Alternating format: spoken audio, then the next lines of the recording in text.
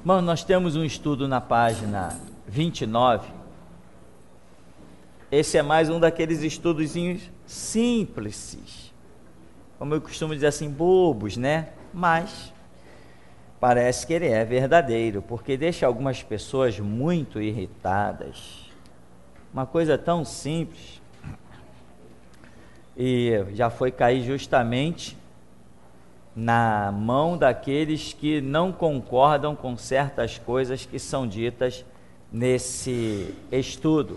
E o nome do estudo é Fé, o poder do livre arbítrio. Jesus disse assim: se tu creres, verás a glória de Deus. Se tu creres, é uma responsabilidade tua, né? Não é Deus que te leva a crer. Deus opera, você vê a operação de Deus, mas o credibilizar aquilo e dar continuidade daquilo na sua vida é algo que você tem que fazer, não é Deus que faz, né? Jesus não me obrigou a segui-lo, ele me mostrou o seu caminho e disse: se tu quiser, tu me segue, se tu não quiser, tu não me segue. Aquele homem, o jovem rico, né? Bom mestre, que farei para herdar a vida eterna? Vende tudo que tu tens, me segue, e tu terás um tesouro no céu. O homem, não quero seguir. Tomou o caminho dele e foi embora. Jesus obrigou ele a segui-lo? Não. Então aquele homem tinha livre-arbítrio? Os judeus, que era o povo de Deus, o povo para quem Jesus Cristo veio, este povo viu a glória de Deus ali diante de si, como João escreve: vimos a sua glória como a glória do unigênito do Pai, cheio de graça e formosura. Todo Israel, toda a liderança, viu aquele que estava ali diante deles. Porém, eles não tiveram liberdade, mesmo conhecendo a profecia, e como algumas parábolas de Jesus demonstram, que eles o reconheceram como ungido, como o Filho de Deus, mas ainda assim eles disseram: não, tens demônio. Eles tinham livre-arbítrio ou não tinham livre-arbítrio? Então, a fé é quando você pega o seu livre-arbítrio e quer exercer numa determinada direção. Tem pessoas que veem os milagres,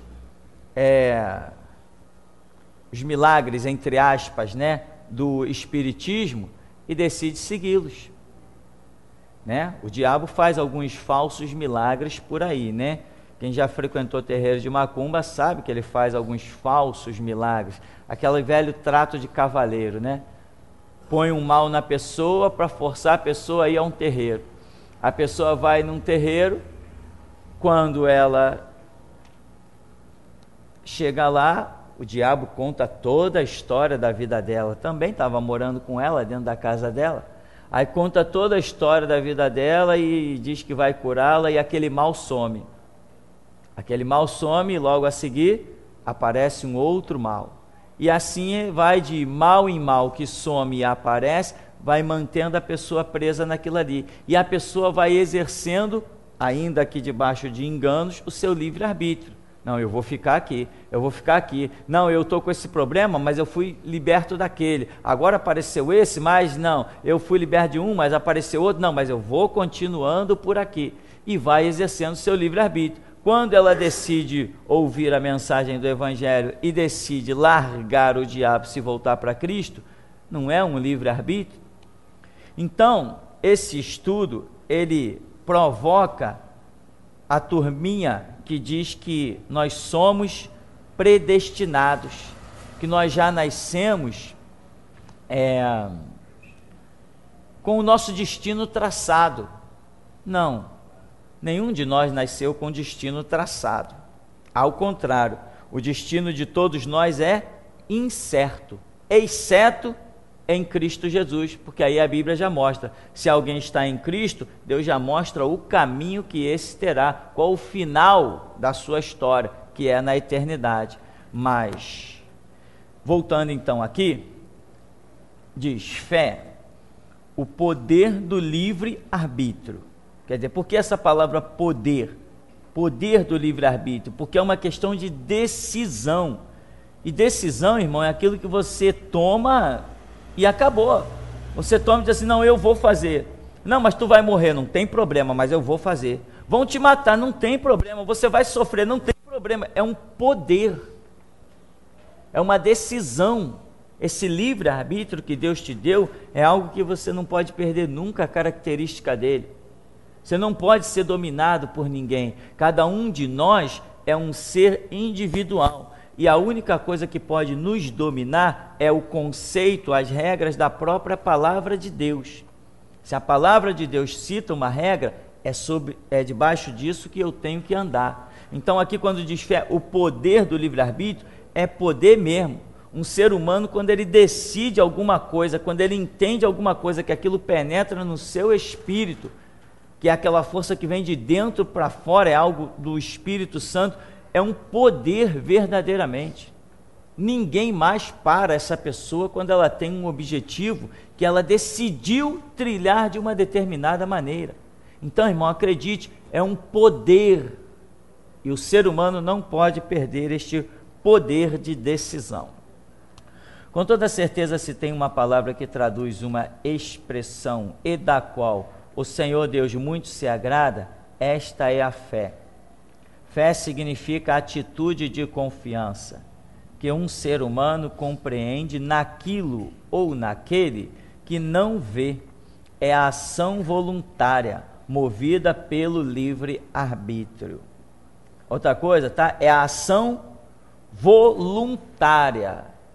Né? Aqui falando de fé, ninguém exerce fé induzido por homens, não, só quem pode te induzir a exercer a fé é o Espírito Santo. Quando você diz assim, não, eu vou fazer isso porque eu acredito na palavra do pastor, não, você está cavando a sepultura. Agora, o pastor, uma pregação, um louvor, uma oração, um sonho, uma visão, uma revelação, todas essas coisas entram como sinais aonde o Espírito Santo atua e te diz que ele está sobre aquele sonho, sobre aquela visão, sobre aquela palavra. Então, quando você exercer a sua atitude de fé, não é porque o pastor pregou, mas porque você sentiu aí no banco que o Espírito Santo usou aquela palavra e falou com você. Você sente um mover diferente na sua vida quando aquela palavra é mencionada. E quantos são os casos de pessoas aqui que após o culto vêm contar experiências? Pastor, quando você pregou aquela palavra, quando você no meio da oração falou aquela palavra, eu senti isso, senti aquilo outro. Então você não vai exercer fé porque eu falei uma palavra, mas porque Deus contigo falou uma palavra. Pode ter usado a minha boca, pode usar a boca de uma mula, pode usar um corvo, amém, meu irmão? Pode usar um profeta desconhecido ou pode usar um leão, mas fé é uma atitude do seu livre-arbítrio que ela é voluntária. O que é aquilo voluntário? É aquilo que você não é forçado a fazer, você faz porque você quer, e é isso que tem valor para Deus, você faz porque você quer. Jesus falou assim, esse povo me honra com os lábios, mas o seu coração, ou seja, era uma expressão forçada de lábio, mas o que flui do coração é realmente voluntário, é verdadeiro.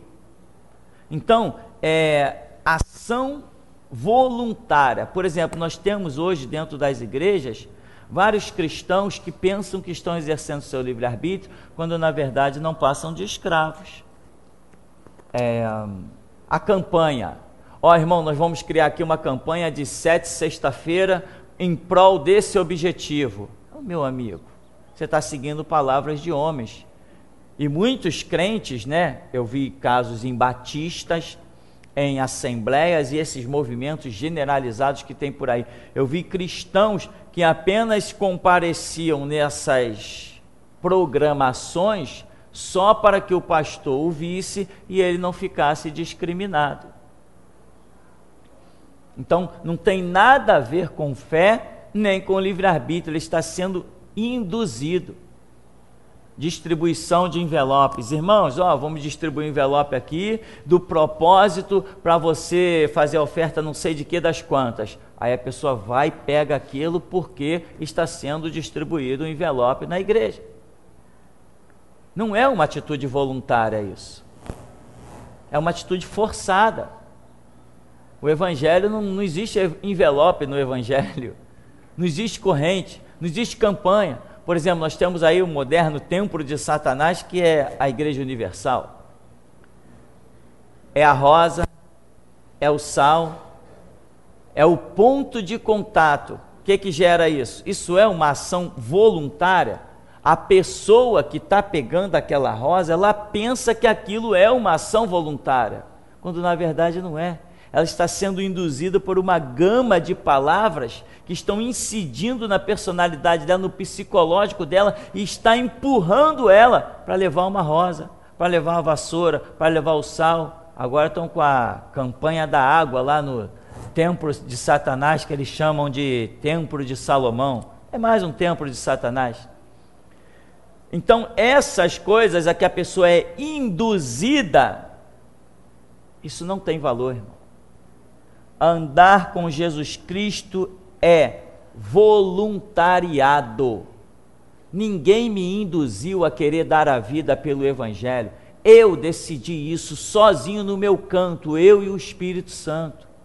Eu não fui induzido nem pelos bonitos hinos dos mártires que cantamos, nem pelos livros dos martírios que nós lemos. Não foi isso.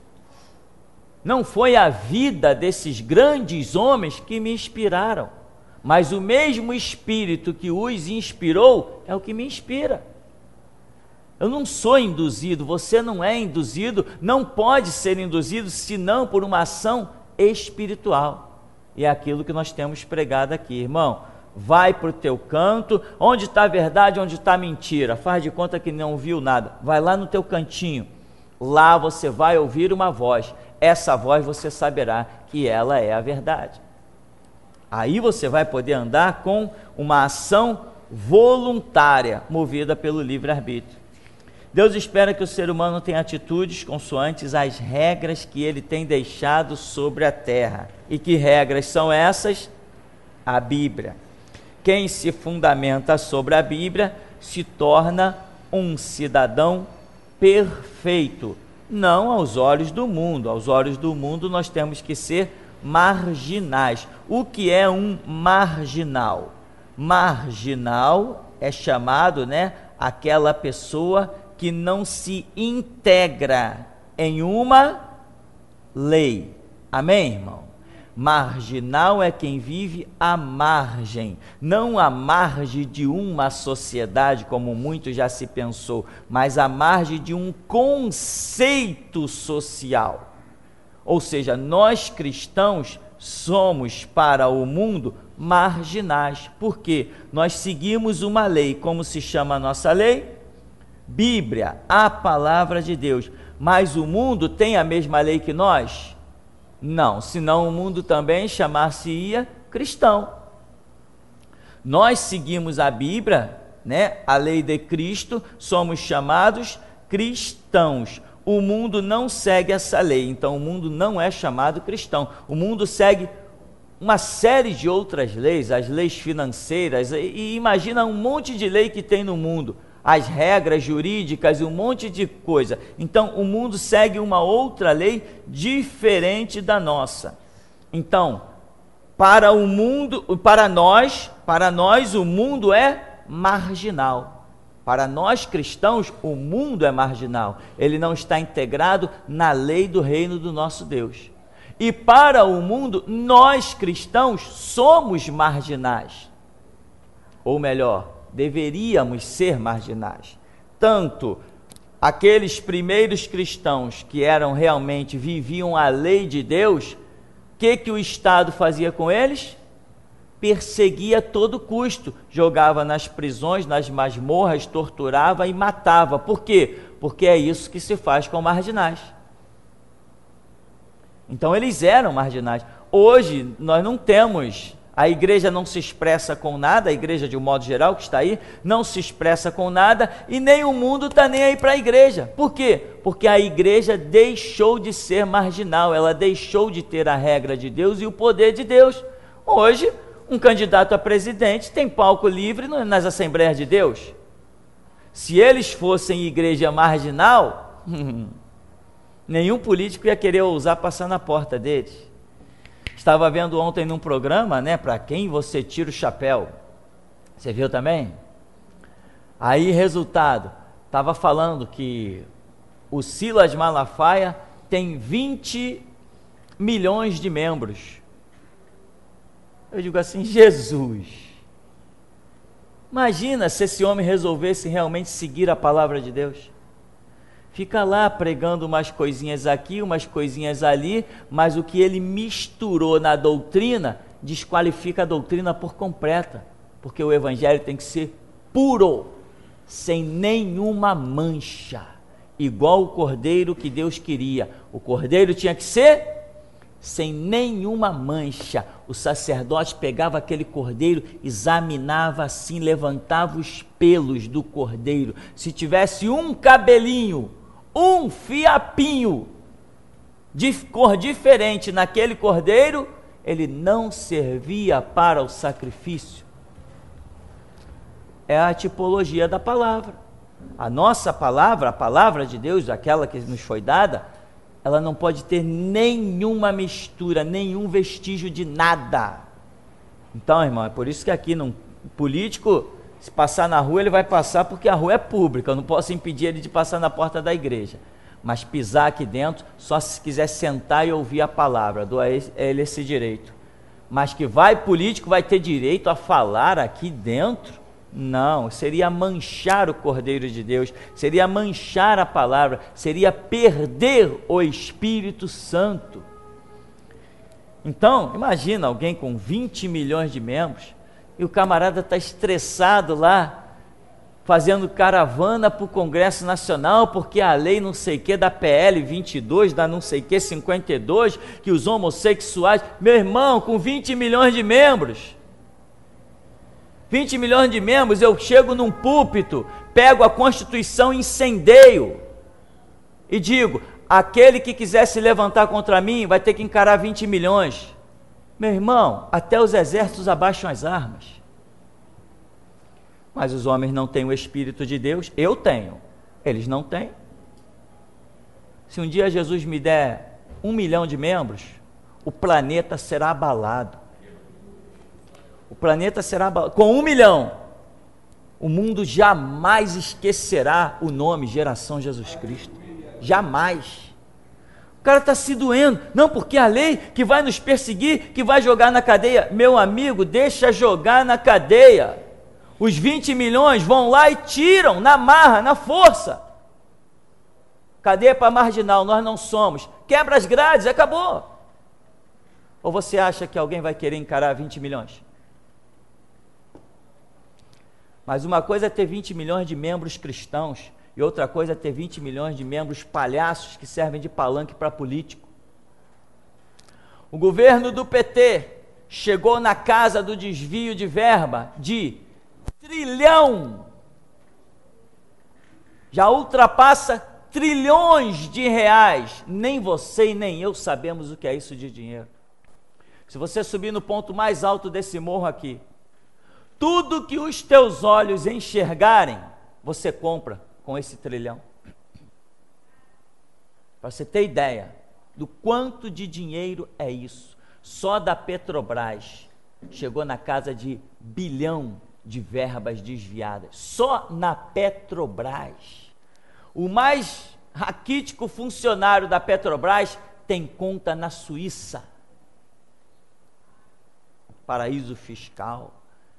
Mas onde é que o PT fez campanha eleitoral?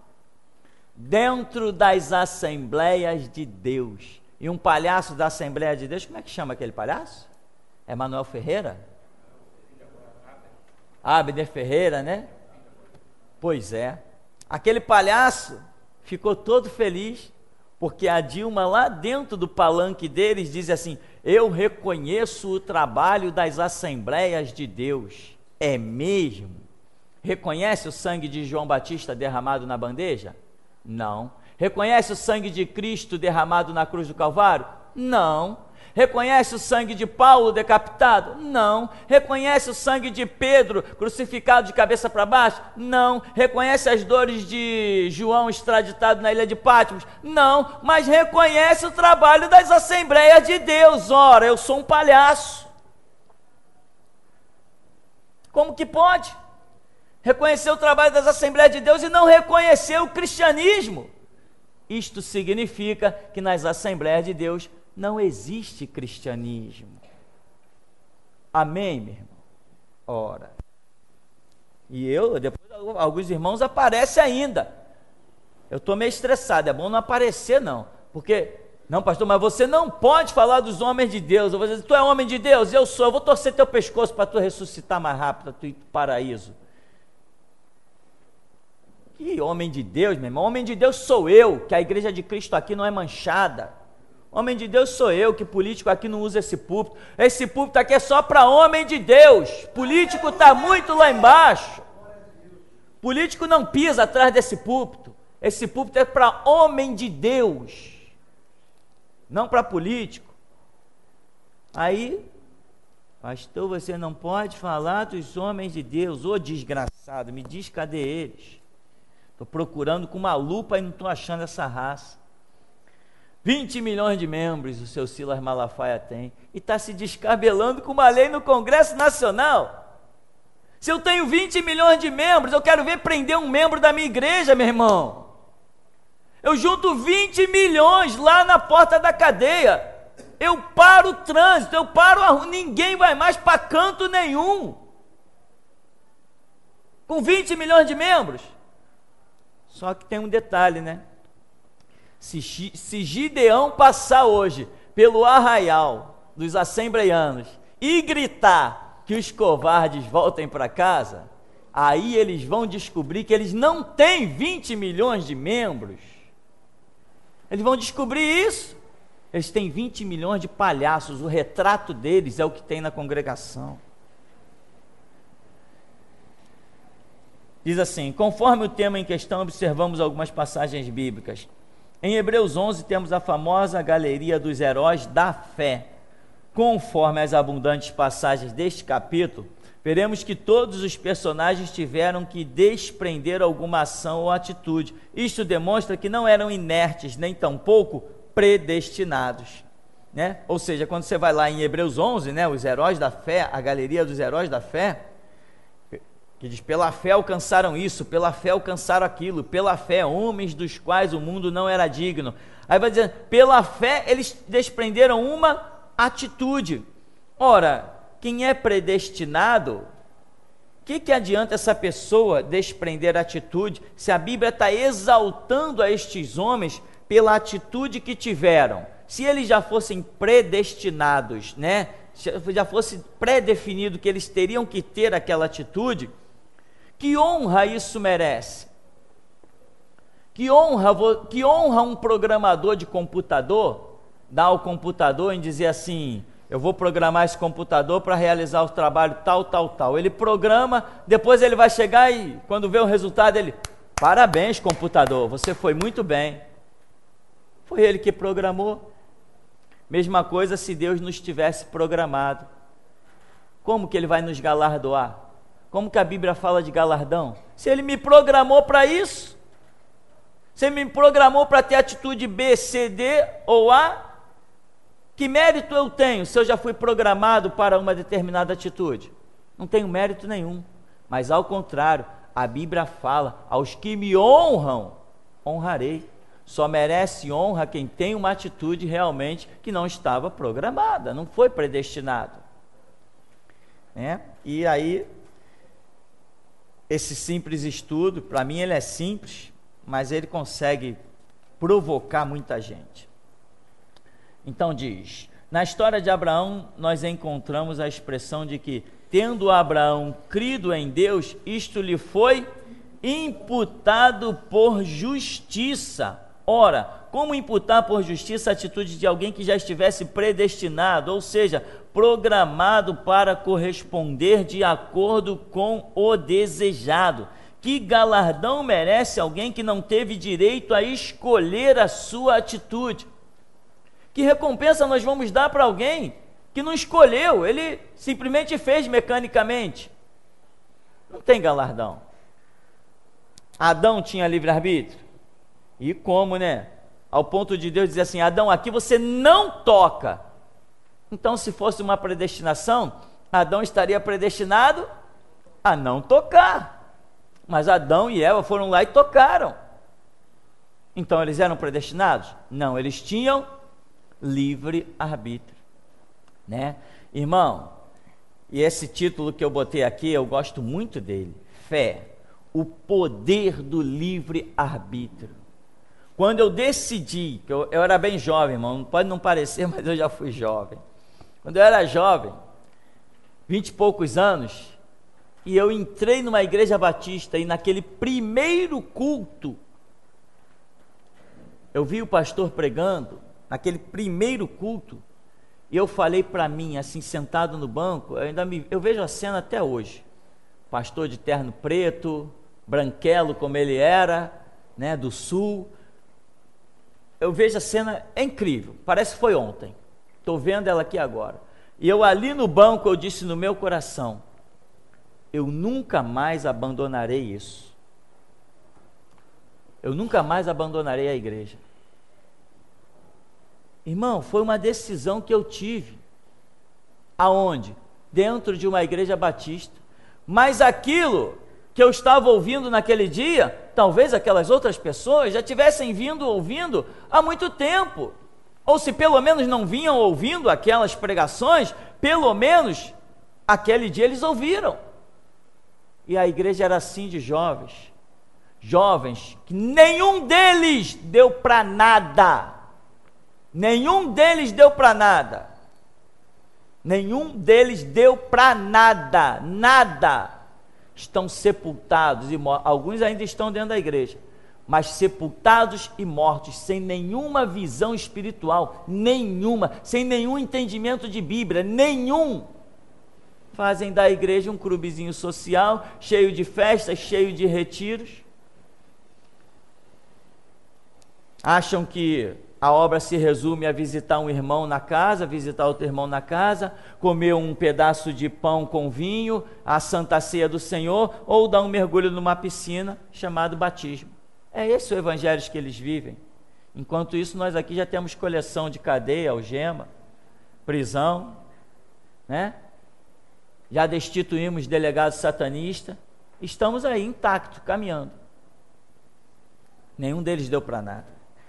Eu decidi naquele dia que eu não iria abandonar mais aquela mensagem, houvesse o que houvesse, acontecesse o que acontecesse, eu não iria abandonar, eu determinei.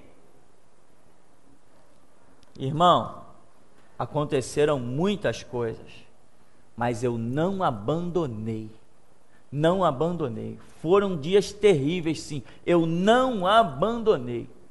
E 13 anos depois, Jesus vira para mim e diz: vai fundar a minha igreja. Então, foi imputado a Abraão, por justiça, o quê? A atitude dele. Abraão não estava programado para oferecer o filho como sacrifício. Deus deu a palavra: Abraão, me oferece teu filho. Mas Abraão tinha como dizer sim ou como dizer não. Como ele não disse não, Deus o galardoou.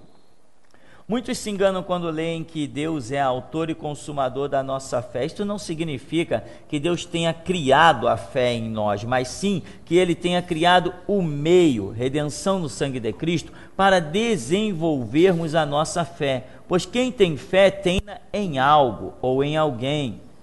Deus nos proporciona toda a condição para crermos. Por isso é que o Evangelho de João revela que o Espírito Santo busca nos convencer do pecado, da justiça e do juízo. Ora, se busca nos convencer, está claro que não somos predestinados, O Espírito Santo trabalha, mas a decisão é nossa, pelo nosso livre arbítrio. Amém, irmão? Jesus falou, o Espírito virá e nos convencerá de quê? Do pecado, da justiça e do juízo. Ele vai nos convencer, ou seja, ele vai trabalhar e vai nos convencer. Contudo, tem convencido a tantos, mas muitos, a maioria, não tem seguido Jesus. Mas multidões têm sido tocadas pelo Espírito Santo.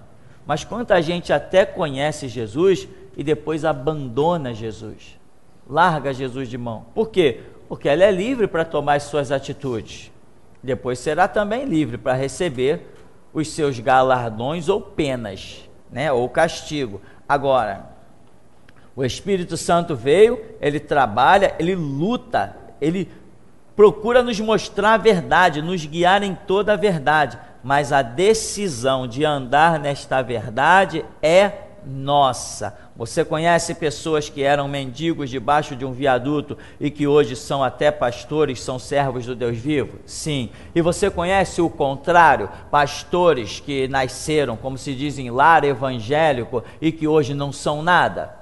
Eu conheço os dois lados, o que prova que ninguém é predestinado a nada. Todos nós temos que tomar a nossa decisão.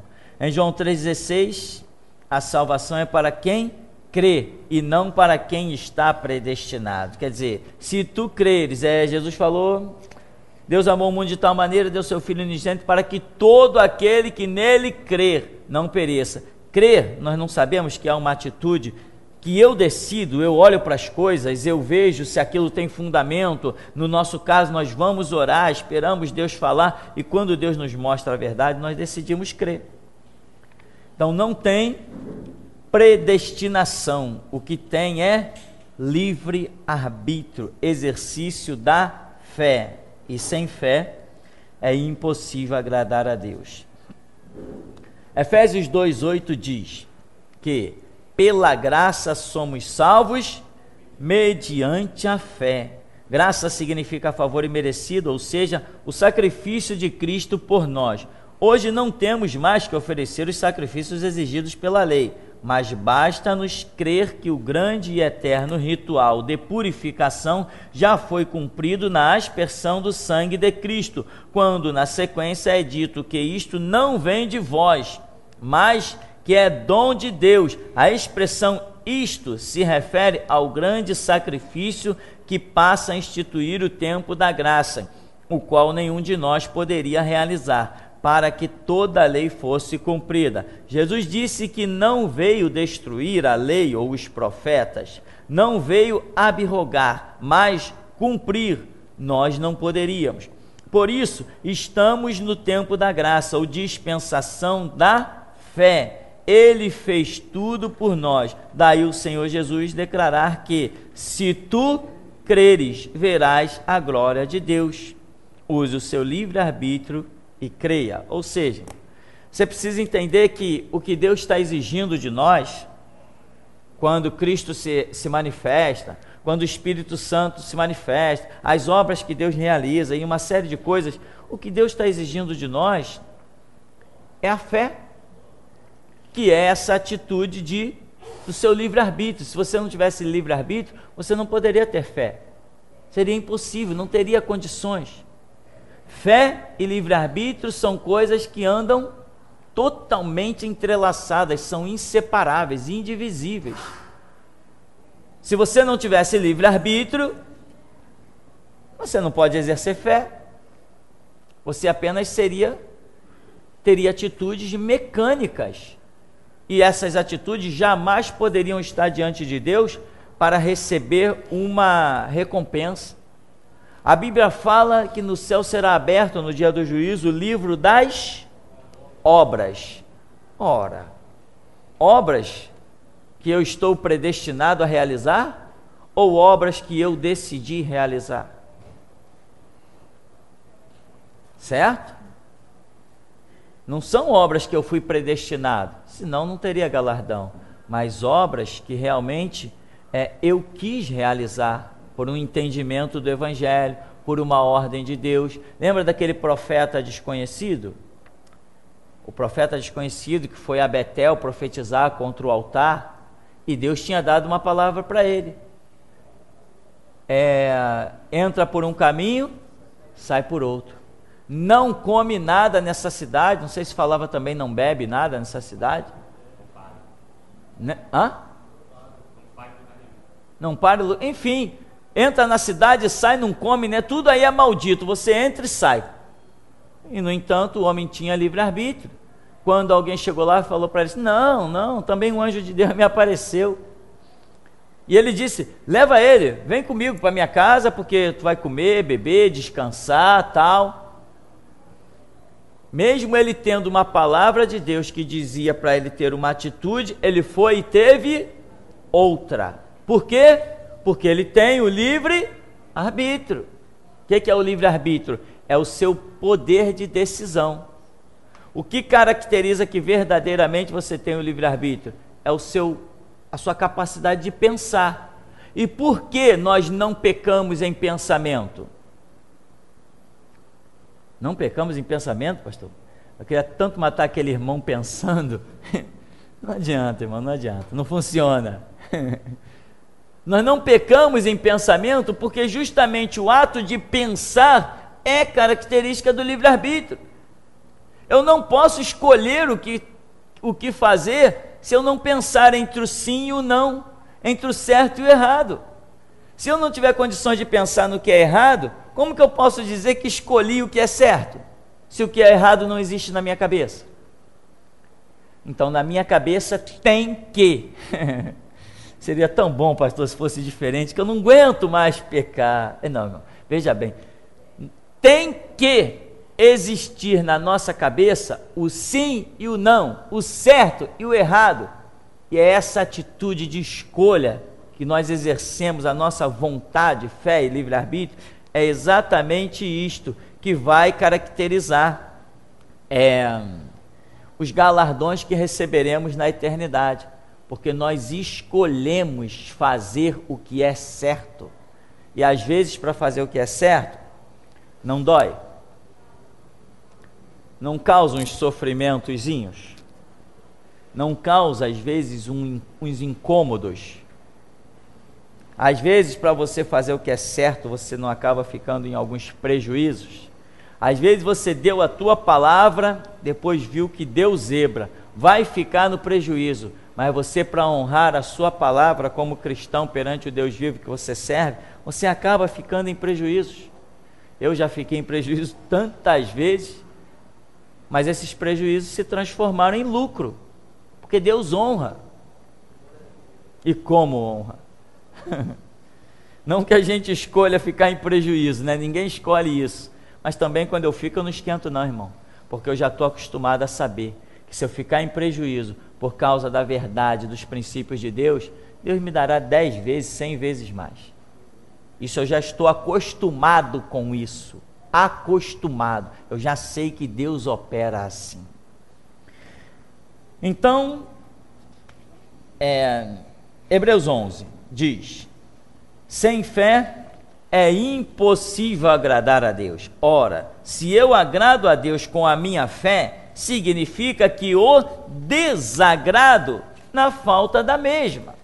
Contudo, se eu não tivesse livre-arbítrio, nenhuma das situações seria uma realidade, né? Então a Bíblia diz, sem fé é impossível agradar a Deus. Então, com fé, eu agrado a Deus.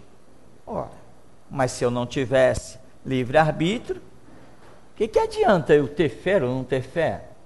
Se eu não tenho potencial de decisão, livre-arbítrio é o meu potencial de decisão. Se eu não tiver potencial de decisão, nada disso tem sentido. Seria tudo inútil. Jesus morrer na cruz para crer nele, mas não faz diferença. Eu já estou predestinado a crer, ou eu já estou predestinado a não crer? Então nós estamos vendo que na verdade nós temos livre-arbítrio e que nenhum de nós nasce predestinado. Hebreus 10:38 diz que o justo viverá da fé, e se ele recuar, Deus não terá prazer nele. permita-me perguntar, como pode a Bíblia falar de crer e recuar se eu não tivesse livre-arbítrio, não tivesse um potencial de escolha, de decisão? E o livre-arbítrio é justamente a doutrina que diz que nós somos, ou melhor, a predestinação é justamente a doutrina que diz que nós não temos livre-arbítrio. Eu conheci um rapaz, um louco, que anda por aí pregando em umas igrejas que não sei como é que deixa aquele camarada entrar, porque realmente não são igrejas, né? Uma loucura. Até assisti uma pregação esses dias do cara na internet, eu falei assim, não é possível que alguém seja tão louco para dizer tais coisas. Não é nem coisa que tem a ver com a Bíblia, não, irmão. Coisas por aí do mundo. Bíblia não, o camarada não falou nada de Bíblia, não. Fiquei impressionado com as loucuras ditas pelo aquele homem. E esse homem, um dia ele estava frequentando a tal igreja da predestinação, que é do Miguel Ângelo. Cristo Vive, né? Aquilo já mudou de nome não sei quantas vezes. Cristo Vive. Esse homem foi no gabinete do Miguel Ângelo, conversando com ele, e falou o seguinte para ele, não, eu estou aqui na igreja, mas a minha família não quer saber de Deus. E o Miguel Ângelo disse para ele, não tem problema, porque se eles já forem predestinados, eles serão salvos de qualquer jeito. Aí tu pega as pessoas dessa doutrina maluca lá, desse louco, sem querer ofender a loucura, e pega os membros de lá e diz assim, não, meu irmão, mas se a pessoa está na igreja, abandona a igreja e vai para o tráfico, vai matar, roubar, estuprar, e ela vai ser salva? Vai ser salva. Se ele já for um predestinado, ele vai ser salvo. Então, não entendo, para que evangelho? Para que conceitos a serem seguidos? Amar o teu próximo, se eu já estou predestinado a amar ou a odiar? Por que Jesus falou assim, um novo mandamento vos dou, que vos ameis uns aos outros como eu vos tenho amado? Caramba, mas nada disso tem sentido. Se existe uma predestinação, se nós não estamos aqui para exercer a nossa vontade, o nosso livre-arbítrio, nada disso tem sentido. Não tem graça na salvação, nem tem justiça na condenação. Já pensou você chegar no céu e saber que tem pessoas lá no inferno? E chegar diante de Deus e dizer assim, Deus, por que essas pessoas estão no inferno? Se tu as predestinaste a ir para lá.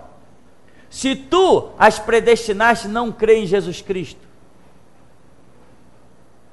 Como? Não tem sentido. Eu me recuso a ir para um céu, cujo dono é um Deus que predestina o ser humano ao inferno. Não sirvo um Deus desse, me recuso. Me recuso, terminantemente, me recuso. Não aceito servir um Deus que faz uma pessoa nascer com o destino certo do inferno. Não aceito isso. Não penetra no meu ser. E tem mais, quando eu digo não penetra no meu ser, nós somos a imagem e semelhança de Deus. Se não penetra no meu ser, significa que não penetra também no ser de Deus. Então, é uma loucura esses homens falarem isso, predestinação. Mas mais loucura é você olhar uma igreja dessa e ver com 500 membros, 600 membros. Isso é mais loucura ainda. Mateus 6,30, Jesus reprovou a pequena fé. Isto quer dizer que poderiam ter tido outra atitude. Tinham livre-arbítrio e não eram predestinados, né? Mestre, por que nós não podemos expulsar o demônio? Por causa da vossa pequena fé, por causa da vossa incredulidade. Jesus criticou a incredulidade, criticou a incredulidade de pessoas predestinadas a ter incredulidade? Como que eu vou criticar a atitude de um filho meu, se eu tiver obrigado ele a ter aquela atitude? Não posso. Mateus 9:22, mais uma exaltação a uma atitude de fé, logo era livre. Aí eu estou colocando aqui, você depois, são vários textos que você pode examinar. Em Mateus 15:28, Jesus engrandece a fé, e em Mateus 23:23, acusa homens de terem negligenciado a fé. Onde está a predestinação? Embora nunca me utilize da opinião dos apóstolos para fundamentar uma doutrina, o entendimento de Paulo em Romanos 3,28 e Romanos 5,1 também é de que a justificação seja exclusiva mediante a fé. Existem centenas de passagens bíblicas que enfatizam fé e livre-arbítrio, em detrimento à predestinação, mas, logicamente, não temos tempo para expô-las, tá? Jesus disse para irmos por todo o mundo e pregarmos o Evangelho, e até que provem o contrário, Evangelho é aquilo que ele já havia falado e ensinado aos discípulos, portanto, Mateus, Marcos, Lucas e João. O Evangelho profetizado, ou melhor, visto por Ezequiel em sua visão tempestuosa. Permita-me só mais uma lição. O Evangelho é composto por 4 livros, porque o número 4 representa os pontos cardeais e faz alusão a uma situação que abrangerá toda a terra. Qualquer doutrina ou regra para a igreja somente terá razão de ser se vier pelos lábios do Senhor Jesus, pois ele é o fundador da igreja e não deixou permissão para que ninguém dirigisse a sua casa criando normas, mas sim submetendo-se às regras pré-fixadas. Qualquer norma ou regra que esteja fundamentada somente em outras partes das Escrituras, certamente é herética. Encerro dizendo que quando Paulo fala em Efésios que Deus nos predestinou, ele diz, em Cristo Jesus. Ou seja, uma vez em Cristo, só nos restará ser salvos, pois Jesus é a porta. Quem por ele entrar, sairá e achará pastagem. Portanto, Paulo não diz simplesmente predestinou, mas predestinou em Cristo Jesus. E ele mesmo, em 2 Coríntios 5,17, afirma que se alguém está em Cristo, será nova criatura. Preferindo a morte antes da predestinação, encerro desejando a todos a remissão na lavatura do sangue de Cristo. Então, irmãos, veja, eu até citei algumas coisas aí que já estão explicadas em outras aulas sobre predestinação, aí eu não me alonguei, mas o fato é que Jesus diz, ide por todo mundo e pregai o Evangelho. Aí eu te pergunto, para que esse trabalho? Se as pessoas já estão predestinadas à salvação ou condenação, como dizem os tais da predestinação, essa doutrina maquiavélica de predestinação teve um enfoque há séculos atrás, com o tal do João Calvino, né? Mas isso morreu, não tinha condição de sobreviver. Mas alguns sábios da era moderna começaram a suscitar isto. Uma igreja nos Estados Unidos que cresceu muito, não por causa desta doutrina, mas porque amparava a prostituição, o homossexualismo e uma série de outras aberrações. Inclusive, o líder dessa igreja, um tal de José Luiz Miranda de Jesus, o que alguns diziam para ele que ele era a reencarnação de Jesus Cristo. Então ele dizia, eu sou a reencarnação de Jesus Cristo, hombre, né? Você já deve ter ouvido isso aí. Aí ele, um dia numa entrevista, eu estava ouvindo um programa na rádio, aí, se você quiser a fita desse programa, tal, com a entrevista e tal, eu quis a fita, escrevi para lá, eles me mandaram a fita. E na fita tinha um entrevistador e dizia para esse cidadão, que hoje está numa situação bem triste, eu vou dizer por quê, daqui a pouco. Esse cidadão, sendo entrevistado, foi feita a seguinte pergunta para ele, você é a reencarnação de Jesus Cristo? Sabe o que ele disse? Bom, as pessoas dizem que eu sou, né? As pessoas que estão à volta, as pessoas da minha igreja, eles dizem que eu sou. Então, imagina, eles dizem que eu sou. Foram perguntar para João Batista, quem és tu? Eu sou a voz do que clama no deserto. Jesus chegou para a mulher samaritana, mulher, eu sou o Cristo, eu que falo contigo. Agora, não, dizem que eu sou a reencarnação de Jesus Cristo, né? Ele tinha que decidir com o Henri Cristo, né? Para decidir esse negócio aí. Sabe quem é o Henri Cristo, né? O outro também que se diz reencarnação de Jesus Cristo. Se botar os dois juntos, eles vão sair uma briga. Não, eu que sou, não, eu que sou, não, eu sou a reencarnação. Vai ser um rolo só. Aí, entrevistando, Roberto Cabrini, todo mundo conhece, entrevistando dentro da igreja desse cidadão, que é tanta aberração que tem lá, entrevistando ele, que gostava muito de um uísque, gostava, irmão, não gosta mais, gostava muito de um uísque, porque no inferno não se toma uísque, não tem bar, e ele já morreu. Só que antes, o povo da igreja dele era entrevistado, e ele também, e perguntavam, o que vocês acham dele? E diante de tanta doutrina, o Cabrini perguntava assim, então, como vai ser a morte dele? Por causa das doutrinas. Aí o povo da igreja fala, não, ele não vai morrer. Queria ver eles agora, a cara deles. Não vai morrer, é mole. Dá para acreditar? Não vai morrer. Não vai morrer? Não. Assim como Jesus foi assunto aos céus, ele que é a reencarnação de Jesus, ele também não vai morrer. Na hora dele morrer, ele vai sumir, o corpo dele vai sumir. E ele vai para o céu. Eu falei, será que esses camaradas estão planejando ocultar esse cadáver? Mas isso não aconteceu, porque ele, devido tanto uísque que tomava e outras coisas mais, caiu de cama, foi para o hospital, ficou internado e lá morreu. E se alguém tinha a intenção de esconder o corpo dele para dizer que ele foi à Assunção de José Luiz Miranda, não deu certo, porque ele foi enterrado como um homenzinho comum no pó da terra, e realmente descobriu-se.